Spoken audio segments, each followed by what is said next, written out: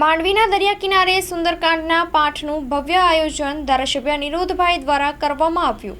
આજે આપ જોઈ રહ્યા છો પૃષ્ઠભૂમિની અંદર ભગવાન રામનું મંદિર જે અયોધ્યામાં બન્યું છે એની પ્રતિકૃતિ માંડવીના દરિયા કિનારે આપણા માંડવીના જાણીતા રેત શિલ્પકાર ભાઈ શ્રી અનિલભાઈ જોશીના હાથેથી આ બનેલી છે। આપ સૌને વિદિત છે કે દેશના વડાપ્રધાન માનનીય નરેન્દ્રભાઈ મોદી જ્યારે મુખ્યમંત્રી હતા ત્યારે એમણે માંડવીમાં આવીને રેત શિલ્પ ઓડિશાના કલાકાર પાસેથી બનાવડાવ્યું અને કહ્યું હતું કે હવેથી આ જવાબદારી માંડવીની રહેશે। ત્યારે લોકોના આશીર્વાદથી હું નગરપાલિકાનો અધ્યક્ષ હતો અને એ રેત શિલ્પની પ્રતિકૃતિ સતત ચાલતી રહી। તો આજ પર્યંત આજે હવે જ્યારે ભગવાન રામનું મંદિર બની રહ્યું છે ત્યારે અહીંયા રેત શિલ્પ બનાવી અને માંડવીના નગરવાસીઓ પાસે સાથે રહીને અહીંયા સુંદરકાંડ સંધ્યાનું આયોજન ધારાસભ્ય સુંદરકાંડ સંધ્યાનું આયોજન કરેલું હતું અને એ અહીં આયોજનની અંદર સૌ અબાલ વૃદ્ધ લોકો સાથે મળી અને હનુમાનજીના પરાક્રમની કથાનું વર્ણનનું ગીત ગાયન કર્યું અને લોકોએ બધાએ ભગવાન પાસે સ્તુતિ કરી પ્રાર્થના કરી। વિશેષતમ વાત એ છે કે અહીં અમે બધા બેઠેલા સૌ કોઈ શ્રોતાજનો અને જેમણે આ સુંદરકાંડ ગાયું એ તમામ લોકોએ જે પુણ્ય પ્રાપ્ત થયું છે એ પુણ્ય તમામ દેશના વડાપ્રધાન નરેન્દ્રભાઈ મોદીને સમર્પિત કર્યું છે। આ પુણ્ય કે એ આ પુણ્યના પ્રતાપથી હજુ પણ આગળ ને આગળ ભારત દેશને આગળ વધારે, ભારતના 140 કરોડની જનતાનું સુખાકારી માટે ખૂબ કામ કરે અને દુનિયાભરની અંદર વિશ્વગુરુના સ્થાન ઉપર પ્રાપ્ત કરાવે એના માટે બળ પણ પુણ્ય પણ એમને સમર્પિત કર્યું છે અને ભાવથી શ્રદ્ધાથી ભગવાન રામ પાસે પ્રાર્થના કરી છે કે સમગ્ર ભારત વર્ષનું કલ્યાણ થાય।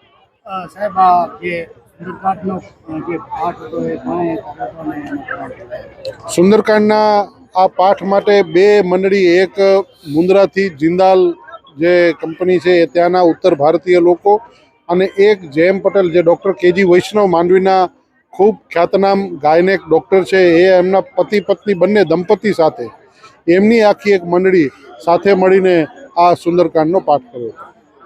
રામમય સમગ્ર વિશ્વ બની રહ્યું છે ત્યારે આવતીકાલે અહીં માંડવીની અંદર લાઈવ એનું પ્રસારણ થવાનું છે કે જે મોદી સાહેબ પ્રતિષ્ઠા કરશે। ત્યાર પછી સંધ્યા દીપ સાંજે ઘર ઘર દીપ જલશે માંડવીના સરોવર પર એટલે કે ટોપણસર તળાવની પાળ ઉપર પણ થશે અને ત્યાં રંગારંગ કાર્યક્રમો પણ થશે। આવા સુંદર આયોજનો થયા છે, ભવ્ય આયોજનો થયા છે। સાથે સાથે આપના માધ્યમથી હું એક વિનંતી કરવા માગું છું સમગ્ર કચ્છના લોકોને, દર્શકોને, કારણ કે ગામે ગામ ભોજન થઈ રહ્યું છે, ગામે ગામ સમૂહ ગામ આખું ધોવાબંધ થઈ અને સમૂહ ભોજન થઈ રહ્યું છે। ત્યારે સમૂહ ભોજન કરાવતા દાતાઓને સૌને મારી વિનંતી છે કે ભગવાન રામે સબરી, નિષાદ, ગુહ, જાંબવાન, નલ, નીલ તમામ લોકોને સાથે રાખે તેમ મારી આપને પ્રાર્થના છે કે તમે તમારા ગામની અંદર જે લોકો પણ સમૂહ ભોજન કરાવે છે તમામ ગામ ધોવાબંધ જ્યારે કરી રહ્યા છો તો બધાને સાથે જમાડજો, સમરસતા કરજો, રામ ભક્તોને બધાને બોલાવજો, ક્યાંય કોઈ જાતનો ભેદભાવ ન રાખીને સભા સાથે રાખીને સબ સમાજ को लिए साथ में आगे ही बढ़ते जाना, पथ का अंतिम लक्ष्य नहीं है, सिंहासन चढ़ते जाना। એટલે બધાને સાથે રાખીને રામ પ્રસાદ લેજો, ભગવાન રામ બધાનું ભલું કરે।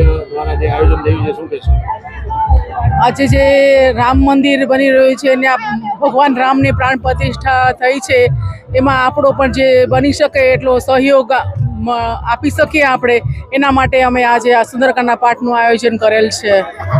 એમાં આપણે ભાગ જે મળે છે આપણો સહયોગ થાય મંદિરમાં। જે રીતે આપ દ્વારા કહેવામાં આવ્યું કે ઘરે ઘરે સુંદરકાંડનો પાઠનું આયોજન થાય તો તમામ કષ્ટો દૂર થાય અને પરિવારમાં સુખ શાંતિ રહે, તો એ શું છે? આપણે પ્રત્યેક ઘરમાં, દરેક હિન્દુ ઘરમાં સુંદરકાંડના પાઠ થવા જ જોઈએ। સુંદરકાંડના પાઠ થવાથી આપણા બધા જ સંકટો દૂર થાય છે, આપણે સારી ભાવનાઓ ઉત્પન્ન થાય છે। આ સુંદરકાંડ છે એ એક ભક્તની ભાવનાઓ અને એનું શક્તિનું પ્રદર્શન કરવામાં આવે છે આમાં, આ સુંદરકાંડમાં। હું છેલ્લા 30 વર્ષથી માંડવીમાં રહું છું। આવું સુંદરકાંડનું જે ધાર્મિક આયોજન થયું મારા માટે પહેલો અનુભવ છે। જે રીતના ધારાસભ્ય આયોજન કર્યું છે એમના આયોજનને કેવી રીતે બિરદાવશો? ધારાસભ્ય જે અત્યારે ધારાસભ્ય નરેન્દ્રભાઈ દવે જે ધારાસભ્ય છે એ પોતે ધાર્મિક વૃત્તિના છે, વિશ્વ હિન્દુ પરિષદના અને સંઘના સ્વયંસેવક છે અને વર્ષોથી એમની ધાર્મિક પ્રવૃત્તિ રહી છે અને એમને ધર્મ પ્રત્યે જે લાગણી અને સ્નેહ છે અને ભગવાન રામની જ્યારે પ્રાણ પ્રતિષ્ઠા અયોધ્યામાં થઈ રહી છે અને પૂર્વ સંધ્યાએ સુંદરકાંડનું આયોજન કર્યું, હિન્દુ સમાજને જાગૃત કર્યો અને હિન્દુ સમાજના ઘરે ઘર એ સંદેશ પહોંચે કે ભાઈ આપણે દિવાળીની જેમ આ પર્વ મનાવીએ, એ એમના માટે ખૂબ અભિનંદન.